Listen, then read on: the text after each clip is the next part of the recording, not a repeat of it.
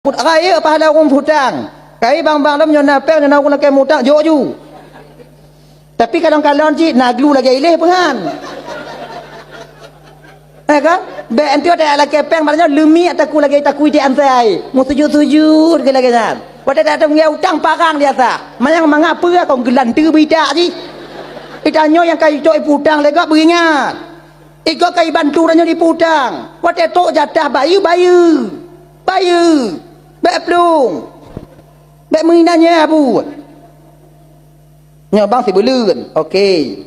Tok si belun hana peng tungku jak umur kanya. Bang kalau ku tak bang hana peng bang si belun no bang. Bang bu wate bang meluau rote jut. Wau rote hana balik lah. Ana bang. Pajan jit wau no. Jut. Wau rote hana balik lah. Ini ji pergi mana hana puana ke bate bisa tapeh ke hana pada cau. Be anti utang nak bayi dah pergi hana Honda baru ju. Yang hana bisa lagi kan. Nyo kadang-kadang kau lagi lagi mutang hana bayi hana merumpuk tanya merumpuk kau jika maler nyo. Kau payah tanya makanan hal lain. Pura-pura hana itu ju.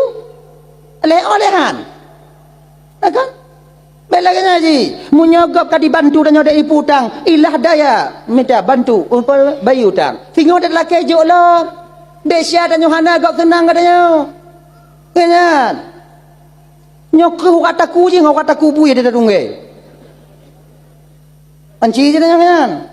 Malu hana peng ke bangku hutang tunggu, menyona orang laki peng tiuta hana peng tunggu kibat, menyona peng tiuta jok mau tu. Mereka bang gontalam bang penyampeng sejuta tak bang umat dek bang peng sejuta tok jenuh hantar bang kalolom. Mai mau tu nanya hom nyoje kacau kena. Oh jika cik bang mau tu kuat minta hol lain mah jika kajak juga kena. Pajang ka baju.